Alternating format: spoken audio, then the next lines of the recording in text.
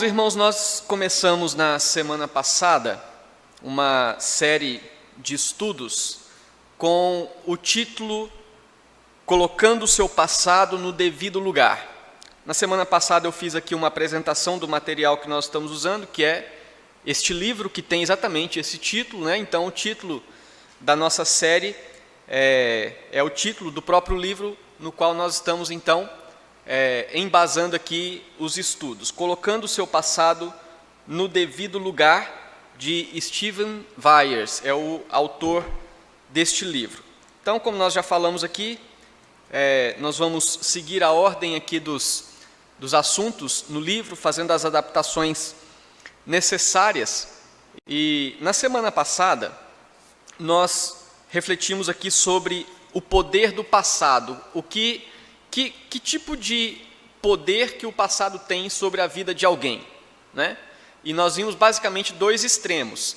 Existem aqueles que dizem que o passado não é nada, ou seja, o que passou, passou, então simplesmente você faz de conta que nada aconteceu e toca a sua vida. E existem aqueles que entendem que o passado é tudo. Então, na verdade, é um tipo de extremo em que o passado domina a vida da pessoa, o passado está sempre no presente e essa pessoa então culpa em todos os aspectos das coisas que acontecem em sua vida as coisas do passado. São dois extremos. E a proposta dos estudos, a proposta do livro é mostrar que o passado deve ser colocado no seu devido lugar, né? Ele deve ser encarado de uma forma correta, à luz da palavra de Deus, e ele vai ser colocado no devido lugar dele. De forma que possamos, apesar de muitas vezes lutas que já ficaram no passado, nós temos em Deus a liberdade de vivermos a nossa vida em crescimento, em alegria. Podemos viver a nossa vida desfrutando, né, de bênçãos de Deus que nos edificam durante a nossa existência, tá? Aqui no livro, o autor, ele usa o exemplo de uma pessoa que ele chama de Jill, e no decorrer do livro ele vai usando o seu exemplo, e nós vamos aqui, sempre que tiver no decorrer do estudo o relato, né, a respeito dessa pessoa, nós vamos fazer a leitura, até porque é uma ótima ilustração para aquilo que nós estamos tratando. E eu vou começar então hoje aqui, fazendo a parte inicial da leitura a respeito dessa pessoa. E no final do estudo nós vamos fazer uma outra parte dessa leitura. Então, diz assim: conheça Jill. Por mais de 30 anos, nossa igreja desenvolve o ministério de aconselhamento bíblico voltado para a comunidade. Toda segunda-feira, um grupo de 25 pessoas, incluindo eu mesmo, e muitos membros de nossa equipe pastoral, vários médicos, especialistas educacionais e outros leigos treinados, deixamos nossas outras atividades e oferecemos de 80 a 100 horas de aconselhamento bíblico gratuito a membros da nossa comunidade. Achamos que esse ministério é a maravilhosa fonte de contatos externos e oportunidade de discipulado. Inclusive, ajuda a nossa igreja a se posicionar em nossa comunidade como pessoas que amam os homens e mulheres que estão sofrendo. Queremos que as pessoas em nossa cidade vejam a igreja e seus ministérios como um recurso vital da comunidade. Foi nesse cenário que conheci Jill. Seu nome foi mudado para proteger sua identidade, mas o que compartilho de sua história é verdadeiro. Como Jill veio a crer fortemente que a palavra de Deus é suficiente com relação ao passado, ficou desejosa em colaborar comigo nesta parte do livro. Tudo o que está escrito acerca da história de Jill tem a aprovação dela. Jill veio a nosso centro de aconselhamento por causa de suas batalhas constantes contra a depressão. Ela era uma jovem mulher casada que relatava que tinha um relacionamento pessoal com Jesus Cristo e que amava o seu marido e filhos, mas a depressão persistia. Jill havia ido a vários conselheiros e todos os tipos durante anos a partir da 4ª série. Havia sido avaliada por vários médicos e nenhuma causa biológica jamais havia sido descoberto para os seus problemas.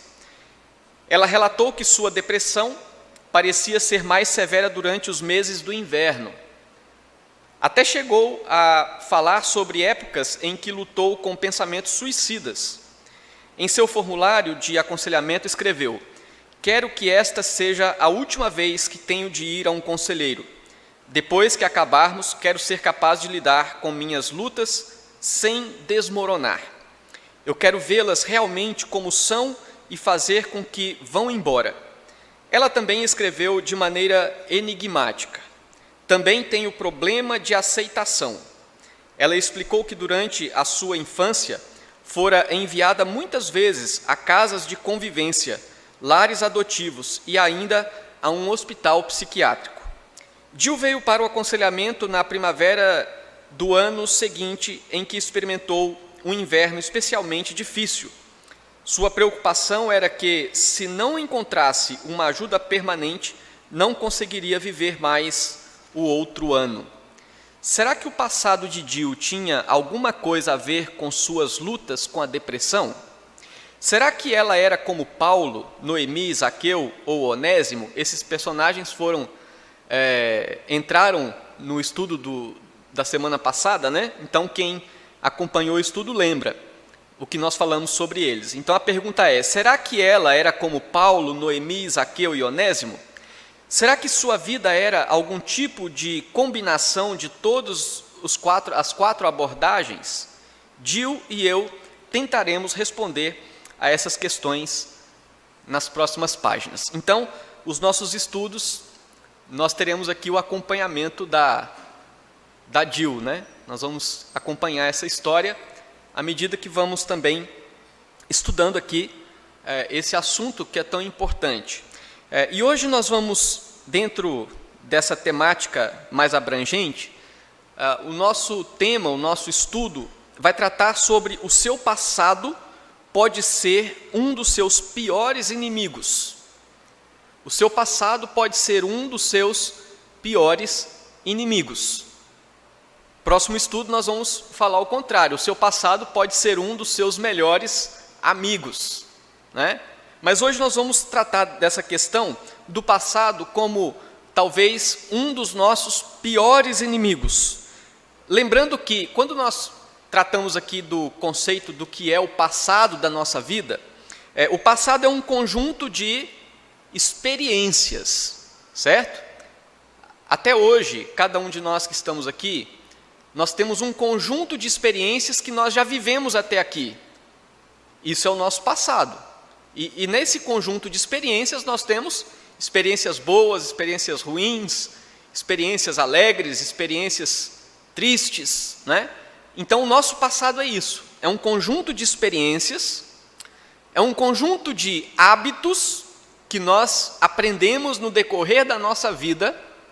Semana passada nós falamos um pouco sobre isso, né? Os hábitos são todos aqueles costumes que nós aprendemos. E existem bons hábitos e maus hábitos. Então, o nosso passado é um conjunto também de hábitos aprendidos. E o nosso passado é um conjunto de memórias. Então, nós conseguimos lembrar de talvez 70% daquilo que nós já vivemos até hoje. Então, o nosso passado é um conjunto de experiências, um conjunto de hábitos, um conjunto de memórias. E esse passado, que é esse conjunto dessas 3 coisas aí, pode ser um grande inimigo quando não lidamos biblicamente com algum desses aspectos. Quando nós não lidamos biblicamente com estes aspectos que compõem o nosso passado, então esse passado nosso pode ser um inimigo. E nós veremos aqui hoje no nosso estudo 6 maneiras como o passado pode impedir o nosso crescimento em Cristo. Pelo menos 6 maneiras, que são as maneiras que o autor apresenta. de como o passado pode impedir o nosso crescimento em Cristo. Então vamos lá. A primeira maneira como o passado pode impedir o nosso crescimento em Cristo é em relação às questões não respondidas do nosso passado. E você já se perguntou, por exemplo, pense aí acerca de algumas das grandes tribulações que você já enfrentou. Se você for trazer à memória coisas do seu passado, experiências. Tenta listar as grandes tribulações que você já enfrentou. Pensou aí? O que mais o inquietou e perturbou nessas experiências, nessas tribulações que você já passou até aqui? E por que esses acontecimentos ainda permanecem na sua memória? Você já conversou com Deus a respeito disso? Então, às vezes, tem situações de experiências que nós já passamos que permanecem perturbando a nossa memória no decorrer dos dias. E, às vezes, nós devemos, então, pensar o seguinte: eu já conversei com Deus a respeito disso? Você já conversou com alguma pessoa piedosa que poderia te ajudar a pensar sobre essas questões? Então, existem coisas que nos incomodam, coisas que estão no passado, e que, às vezes, nós precisamos buscar respostas. Talvez não tenhamos todas as respostas, mas nós podemos encontrar em Deus, na palavra de Deus, através de pessoas que possam também ajudar a conversar sobre aquilo que traz dúvidas e inquietação. Então, essa questão de perguntas não respondidas ou questões não respondidas, certamente são aí situações que trazem inquietação ao coração e pode fazer com que esse passado se torne algo negativo. Citando aqui o exemplo de Abacuque, o profeta Abacuque, né? O profeta Abacuque, que viveu em 600 anos antes de Cristo, ele ficou perturbado com a iminente derrota do reino de Judá, o reino do sul, né? E lá em Abacuque capítulo 1, versículos 2 a 4, se vocês quiserem acompanhar a leitura, né? Abacuque capítulo 1, versículos 2 a 4.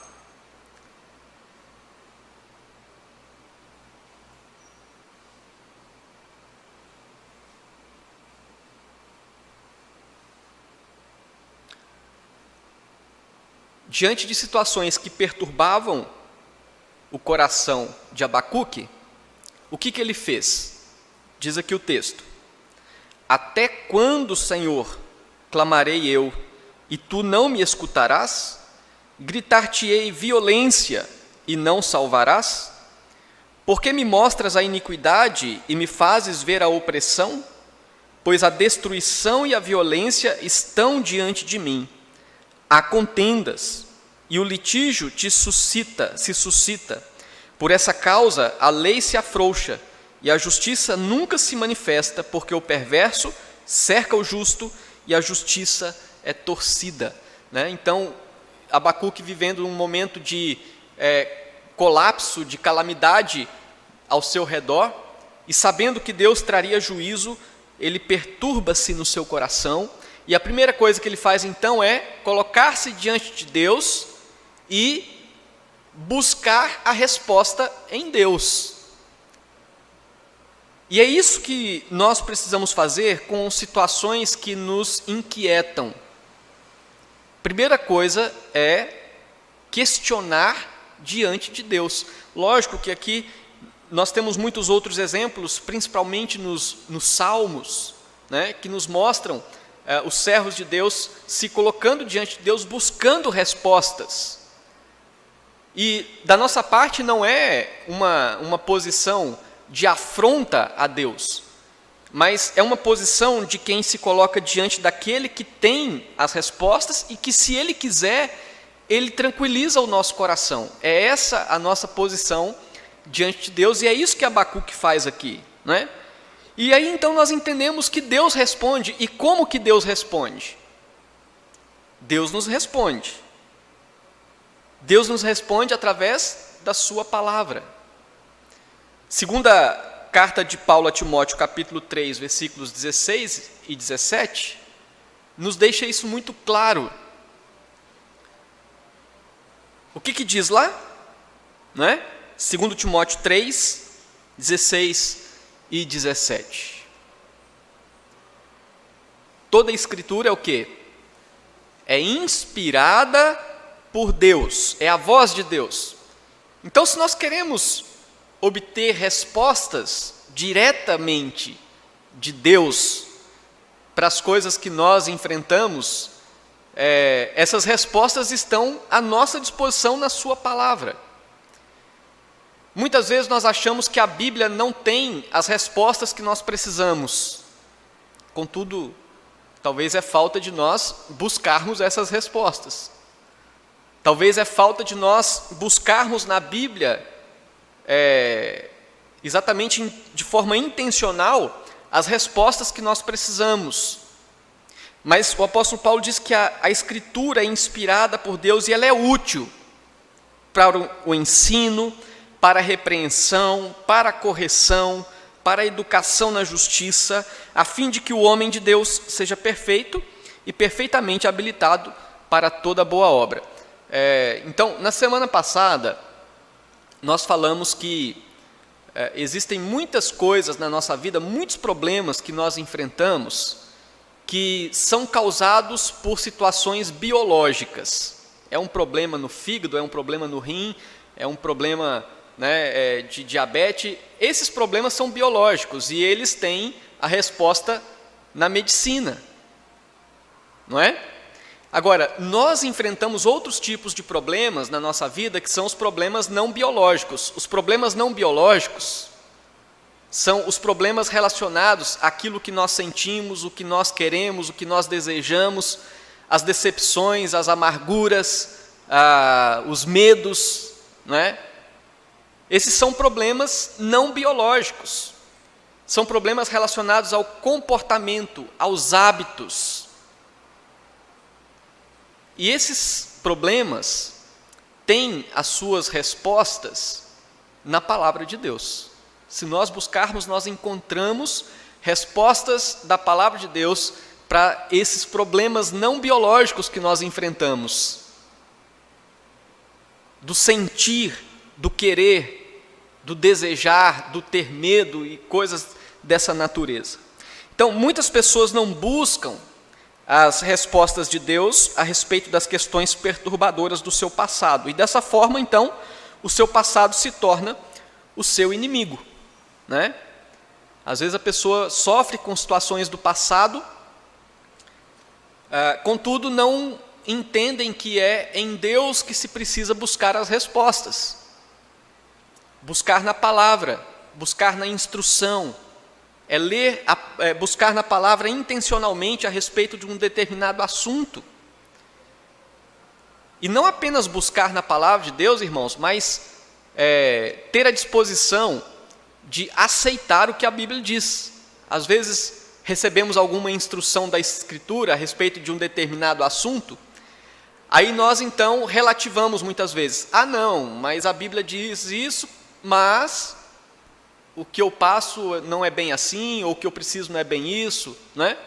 Então nós relativamos a Escritura e não acatamos, não aceitamos aquilo que nós temos como instrução da parte de Deus. Tá? Então, esse é uma das primeiras maneiras como o passado se torna o nosso inimigo. Quando nós não buscamos respostas daquelas coisas que nos perturbam em Deus. A segunda forma como o passado se torna o nosso inimigo é através das feridas não tratadas. Tá? Então, o nosso passado, como nós falamos, é um conjunto de experiências. E nessas experiências que vão ficando para trás, muitas vezes ficam para trás algumas feridas, né? O que são essas feridas? São feridas que tenham relação com o que nós sofremos por parte de alguém, o que nós perdemos em alguma situação. Então, são coisas que nós sofremos e que acabam se tornando feridas. E nessa vida imperfeita que nós vivemos, muitas vezes nós carregamos cicatrizes porque alguém pecou contra nós de formas terríveis. Então, nesse aspecto, tem pessoas que sofrem abusos físicos, não é? Tem pessoas que sofrem abusos emocionais. Existem vários tipos de situações que causam feridas no coração. E essas coisas vão ficando para trás. E aí, então, é necessário buscar a cura dessas feridas, para que elas fiquem no passado, mas elas não permaneçam perturbando o presente. E aí uma pergunta: é errado reconhecer a dor? Quando alguém está passando por alguma dor, por causa de alguma ferida, que às vezes ficou no passado, seria errado a pessoa reconhecer essa dor, expressar essa dor? Então é comum nós pensarmos que não devemos sentir a dor das feridas, não é? Nós pensamos que nós devemos simplesmente jogar tudo para debaixo do tapete e fazer de conta que está tudo bem, fazer de conta que não está acontecendo nada. A Bíblia mostra que homens tementes a Deus choravam e expressavam a sua dor. Nós temos aqui um exemplo, dentre muitos, né? O exemplo de Jó.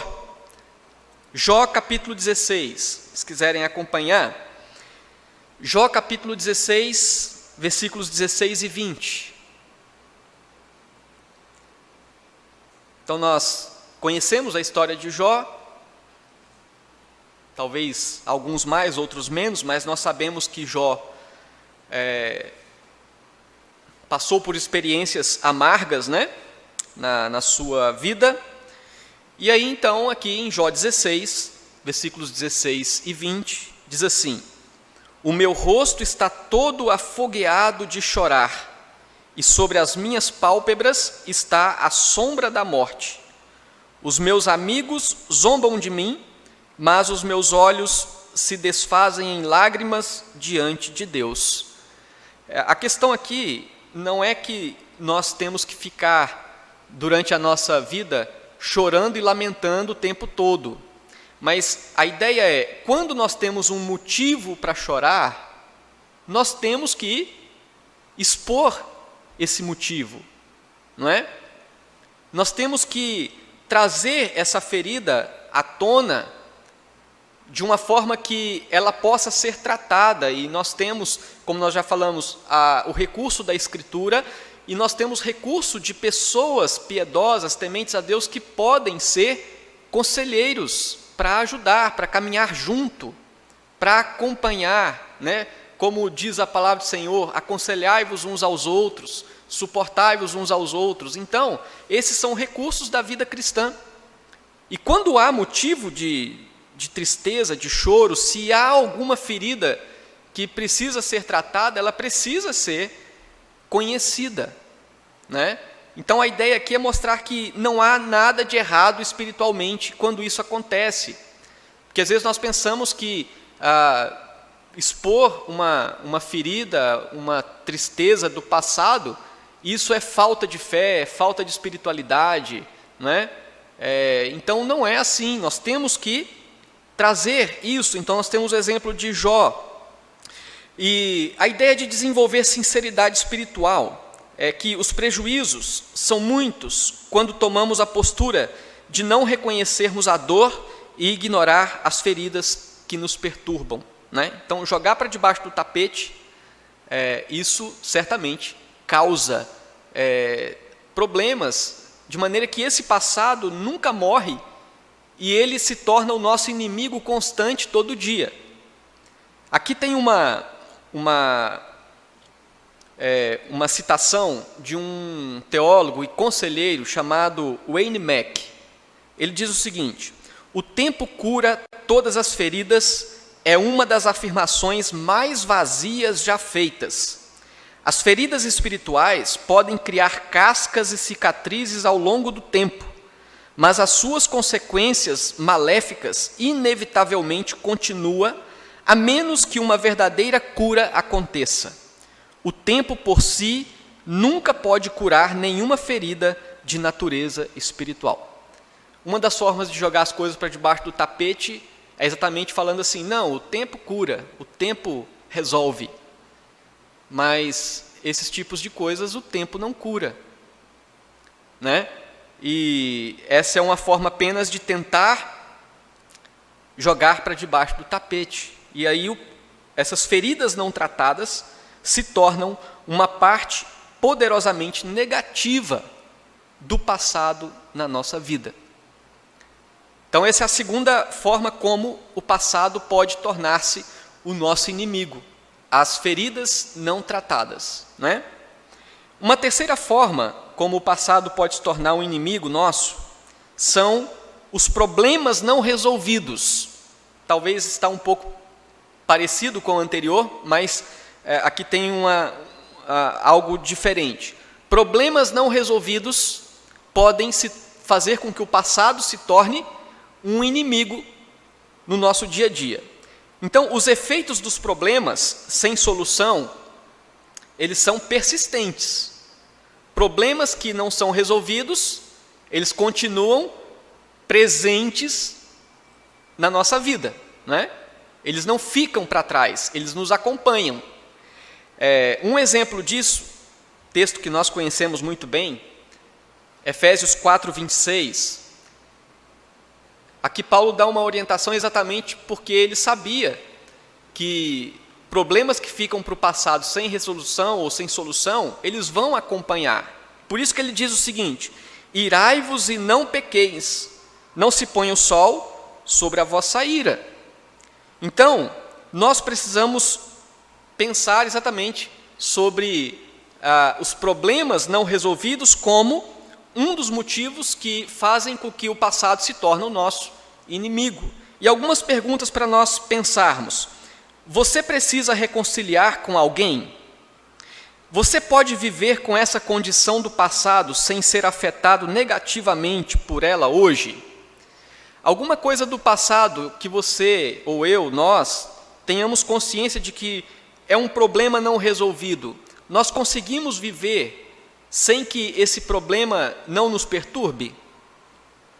Então é bom que nós reflitamos a partir dessas perguntas, né? E aí então nós devemos ter o cuidado com aquilo que pode vir à tona a partir desses problemas não resolvidos. E um dos problemas, um dos resultados mais comuns de problemas não resolvidos é aquilo que é chamado de amargura, né? A amargura é exatamente um dos resultados mais comuns de problemas não resolvidos do passado. Em Hebreus capítulo 12, versículos 12 e 14, ou melhor, Hebreus 12, 14 e 15.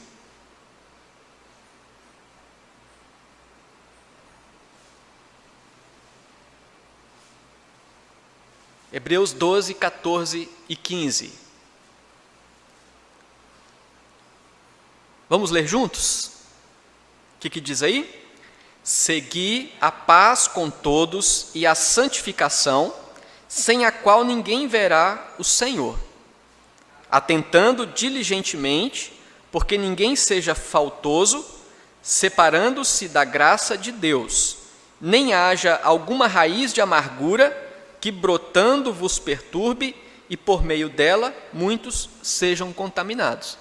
Então aqui o texto já começa dizendo exatamente isso: seguir a paz com todos. Quando não é possível, quando não acontece uma condição em que haja paz, disso os problemas acontecem e às vezes não são resolvidos e ficam para o passado, e aí então a exortação para que haja o cuidado a fim de que não haja nenhuma raiz de amargura, porque a raiz de amargura, quando ela brota, o que acontece? Ela perturba a pessoa que está sofrendo a amargura, mas não apenas isto, ela contamina os outros, porque uma pessoa amargurada não fica com amargura só para ela, né? Uma pessoa amargurada dissemina a sua amargura com quem está ao seu redor, ou seja, ela começa a compartilhar com os outros ao seu redor aquele problema que ficou lá no passado e que ele não resolveu, e aí então, como uma forma de aliviar o seu coração dessa amargura, ela quer então falar para os outros de forma muitas vezes negativa daquilo que aconteceu. Então, dessa forma, a amargura contamina os outros. Agora, aqui nós tivemos o terceiro problema, a terceira situação que faz com que o passado se torne o nosso inimigo, que são os problemas não resolvidos, né? Vamos lá para o quarto. São as escolhas tolas que nós fazemos durante a vida. Muitas vezes durante a nossa vida nós fazemos algumas escolhas erradas, algumas escolhas tolas, e as escolhas que fazemos hoje se tornam parte daquilo que nós somos. Nós falamos aqui que como que surge um hábito? A partir de uma ação. Nós fazemos algo uma vez, e aí aquilo que nós praticamos muitas vezes nós repetimos, nós vamos repetindo e aquilo se torna então um hábito.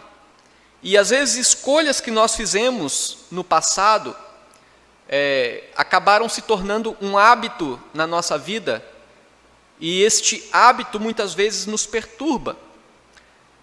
Um texto que nos ajuda aqui é 1 Coríntios capítulo 6, versículos 15 até o 17. Embora aqui o apóstolo Paulo esteja tratando de algo bem específico, o princípio aqui se aplica de forma geral na nossa vida. 1 Coríntios 6, 15 a 17. Diz assim: não sabeis que os vossos corpos são membros de Cristo? E eu, porventura, tomaria os membros de Cristo e os faria membros de meretriz? Absolutamente não. Ou não sabeis que o homem que se une à prostituta forma um só corpo com ela? Porque, como diz, serão os dois uma só carne. Mas aquele que se une ao Senhor é um espírito com ele. Então, aqui o princípio geral que nós podemos tirar desse texto é que quando nós nos comprometemos com uma ação pecaminosa, quando nós nos comprometemos com uma prática pecaminosa, um hábito pecaminoso, aquele hábito se torna parte de nós, né? Se torna parte da nossa maneira de ser. E aí que está o problema. E Paulo aqui então está alertando que expor a vida a certos comportamentos inicia um ciclo de hábitos que na maioria das vezes, difícil de quebrar. E se não queremos ficar presos a maus comportamentos, não devemos nem começar. E aí que nós precisamos, muitas vezes, fazer uma reflexão de coisas que nós praticamos na nossa vida, e talvez estas coisas que nós praticamos como hábitos incorporados à nossa maneira de ser, nós precisamos nos lembrar de que um dia nós aprendemos a agir assim. Foi uma escolha errada, foi uma escolha tola. E o que nós precisamos fazer então? Aí vem a proposta do próprio apóstolo Paulo: vos despojar do velho homem, se transformar pela renovação da mente e revestir do novo homem. É um processo. Então, despir-se de hábitos errados não é muito fácil. Mas nós estamos aqui entendendo que Escolhas tolas que nós fizemos no passado muitas vezes nos trazem sofrimento. E essas escolhas fazem com que o passado se torne o nosso inimigo, né? Vamos caminhando. A quinta situação que faz com que o passado se torne o nosso inimigo são os pecados não confessados. Então, o ser humano é resistente a reconhecer os seus pecados e confessá-los. Isso é próprio de nós. Reconhecer os nossos pecados. Isso é natural em nós, a dificuldade que nós temos para fazer isso, não é? E em relação aos pecados contra Deus, e em relação aos pecados contra o próximo, nós devemos tão somente reconhecer: eu pequei, por favor, me perdoe. Esse seria o caminho mais curto e correto, sempre que nós pecamos contra Deus ou contra alguém. Mas o que acontece? Ao invés de trilharmos esse caminho curto, nós geralmente fazemos criar estratégias para nos justificar e jogar os pecados para debaixo do tapete. Não é assim que muitas vezes nós fazemos? Ao invés de trilhar o caminho curto do reconhecimento do pecado, nós criamos algumas estratégias para nos desviar. E nós já podemos ver isso, por exemplo, lá em Gênesis 3, versículos 12 e 13. Até esses dias atrás, nós, em um dos nossos estudos bíblicos, a gente tratou um pouco sobre isso aqui. Um exemplo clássico para nós, de que a nossa tendência é criar estratégias para não reconhecer o pecado. E o que diz lá, então? Quando Adão e Eva pecaram. Gênesis 3, 12 e 13.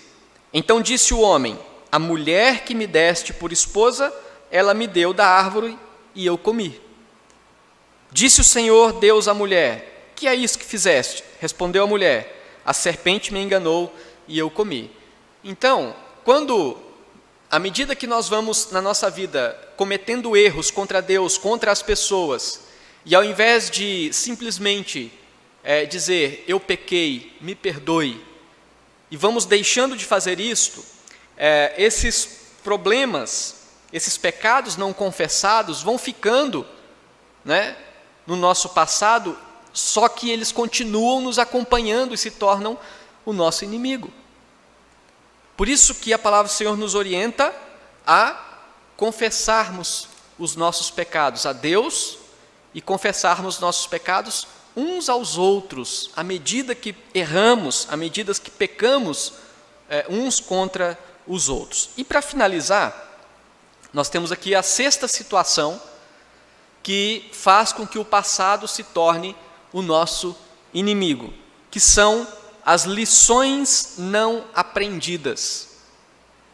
Durante a nossa vida, Deus nos dá oportunidades de aprender as coisas, né? Às vezes Deus nos dá a oportunidade de aprender com os nossos erros, de aprender com aquilo que nós vemos acontecer com outra pessoa. Ou seja, nós todos os dias temos oportunidades de aprender. Mas, quando nós temos a oportunidade de aprender e nós não aprendemos, isso pode causar um problema, que é a ideia exatamente de cometer os mesmos erros repetidamente. Esse é um resultado de não aprender as lições que Deus quer que nós aprendamos. Tem um provérbio, capítulo 26, versículo 11, que diz assim: como o cão que torna ao seu vômito, assim é o insensato que reitera a sua estultícia. Logicamente que esse é um grande desafio para nós, porque o nosso coração ele é corrompido pelo pecado, né? E nós somos tentados todos os dias, em todo momento, o pecado está sempre diante de nós. Só que o exercício que nós precisamos fazer em relação aos erros que nós cometemos é exatamente esse, o exercício de aprender as lições, aprender a lição e procurar deixar para trás estes erros. Porque quando nós repetidamente vivemos o mesmo erro, essas lições não aprendidas se tornam certamente um problema para a nossa vida, né? As más escolhas não reconhecidas e corrigidas se tornam parte de quem nós somos. E quando nós falhamos em aprender lições, os hábitos do passado podem se tornar incrivelmente poderosos. E aí então entra aqui um conceito de hábitos poderosos na nossa vida, que são chamados em outra forma de tratá-los como vícios. Os vícios dos mais variados que existem são nada mais, nada menos do que comportamento aprendido, hábitos incorporados à nossa forma de ser, né? Então, esses hábitos negativos que são chamados de vícios, eles precisam ser, diante de Deus, abandonados através de uma vida de santificação, através de uma vida de busca, de crescimento, de colocar o nosso coração diante de Deus e buscar um caminho diferente a cada dia. A nossa luta vai ser até o último dia da nossa vida contra o pecado, não tem como fugir disso. Mas o nosso desafio é, ao máximo possível, não voltarmos aos mesmos erros, né? E aí então nós concluímos aqui dizendo que qualquer que sejam os erros ou os erros que façam parte da nossa vida em relação ao passado, nós devemos saber que o nosso Deus nos dá esperança para superar tais erros. Existem aqueles que entendem que esses problemas do passado, eles continuarão sempre nos escravizando, né? O extremo que entende que o passado é tudo. Mas o que nós precisamos entender é que na nossa vida, no nosso dia a dia, embora o passado ele tenha toda essa implicação, né, na nossa vida, Deus nos dá a liberdade para crescer. Deus nos dá a liberdade para superar as dificuldades do passado. Deus nos dá a liberdade para nós sermos diferentes naquilo que nós fomos, em relação ao que fomos no passado. Então, a palavra que define o que nós devemos fazer em relação a tudo isso que nós vimos hoje é santificação. Porque santificação é a busca do crente pelo crescimento, né? O crescimento na presença de Deus, a transformação do coração em relação àquilo que precisa ser mudado, tá bom? E aí eu quero terminar, como eu falei, com uma outra parte aqui, uma continuidade em relação à história da Jill, tá? Então é uma parte curta aqui que a gente consegue dar uma continuidade e isso nos ajuda a entender o que nós vamos falando. Inicialmente, Jill estava relutante em falar do seu passado.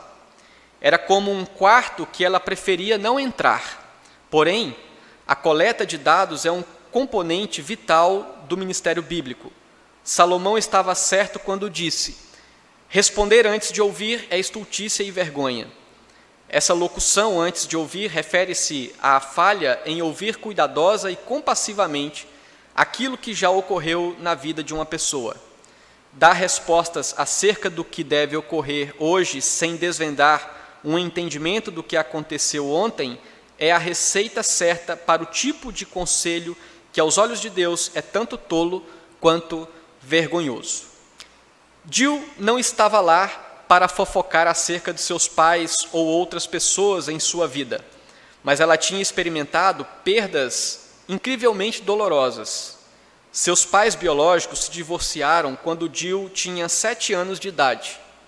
Seu pai biológico casou-se com outra mulher, mas Jill raramente os via. A mãe biológica de Jill casou-se com um homem que acabou abusando sexualmente dela. O abuso começou quando Jill tinha 10 anos e continuou ao longo de sua adolescência. Quando Jill tentou falar com sua mãe a respeito, tanto ela quanto seu padrasto disseram que ela estava inventando. Quando Jill estava com 15 anos, sua mãe assinou uma declaração de transferência dos seus direitos de guarda para o Estado, dizendo que Jill era incorrigível. Jill foi colocada em uma casa de detenção dirigida pelo Estado, mas nas visitas, seu padrasto continuava a abusar sexualmente dela. Jill acabou sendo alocada em um lar adotivo temporário e, depois de um período, ela contou para o seu pai adotivo sobre o abuso que havia ocorrido. As acusações foram formalizadas e, finalmente, o padrasto de Jill foi preso. Em 30 dias, a mãe biológica de Jill pagou a fiança para o seu marido. Naquela altura, Jill estava tão deprimida que tentou suicídio. Ela foi então enviada para um hospital psiquiátrico e, finalmente, obteve permissão para ligar para casa. Foi então que ela soube que sua mãe estava planejando tirar umas férias na Flórida com o seu marido. Jill ficou indignada com a situação e disse: "Mas você está levando o problema com você." A resposta de sua mãe foi: "Não, o problema é você. Foi você quem se deitou lá." Você pode imaginar a agonia de ouvir essas palavras? Depois, em uma tarefa que passei para ela, com o objetivo de me ajudar a entender esse evento, ela escreveu: "Eu surtei e tive que visitar a Sala Rosa, que era um quarto acolchoado para pessoas com tendências suicidas. Passei meu aniversário de 17 anos em um hospital sem receber um cartão, telefonema ou visita dos meus pais. Eu nunca vou me esquecer disso." Eu acredito que seria impossível para Jill sair de sua depressão sem uma cuidadosa compreensão e interpretação bíblica de seu passado. Ouvindo sua história, tanto os eventos reais e suas subsequentes interpretações e reações se tornaram parte crucial do processo. Isso não tem nada a ver com ser freudiano. Estamos falando acerca de obter informações suficientes para começar a explicar o que levou Jill à depressão. Como conselheiro de Jill, isso também me deu a oportunidade de tentar apresentar o Senhor Jesus, que permanece pronto para compadecer-se de nós e nos convida ao seu trono de graça. E aí uma pergunta: o Senhor era parte da história de Jill?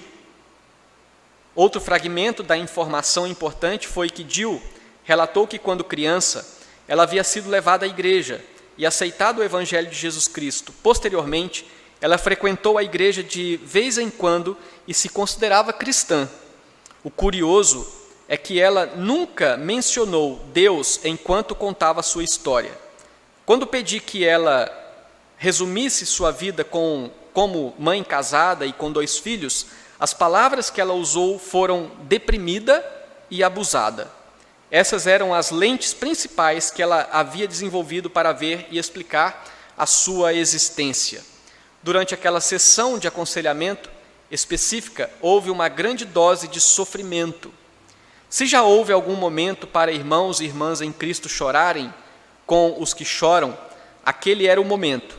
Queríamos que Jill tivesse a liberdade de falar abertamente sobre o que havia sido experimentar tal tratamento e sem medo de julgamento, clichês ou mais rejeição. Ela parecia apreciar genuinamente a oportunidade de poder ser honesta e aberta acerca do ocorrido. Também começamos a conversar a respeito da abominável natureza do pecado e seus efeitos no mundo. Apesar desse não ser o momento para palestras e longos discursos, também aproveitamos para introduzir o assunto do que Deus pensava sobre os fatos ocorridos. Mais importante ainda, Deus enviou o seu precioso Filho para morrer pelo pecado e reconciliar os pecadores consigo mesmo. Este não era o momento para levantar tais assuntos, mas anotamos essas tendências de Jill para futuras conversas, até mesmo começar a mencionar gentilmente a resposta de Deus ao abuso do seu passado parecia ajudar Jill. Talvez houvesse mais sobre o seu passado do que depressão e abuso. Então aí finalizando o último parágrafo, diz: nosso tempo com Jill consistiu muito mais em ouvir do que falar. Era um passo na direção certa, mesmo que começando gentilmente a mudança de foco de Jill, do seu abuso e depressão para um Deus que cuida profundamente dela. Ok? Então, aqui é uma introdução do que essa história nos revela a respeito do que o passado pode trazer na nossa vida e como tratar destas coisas.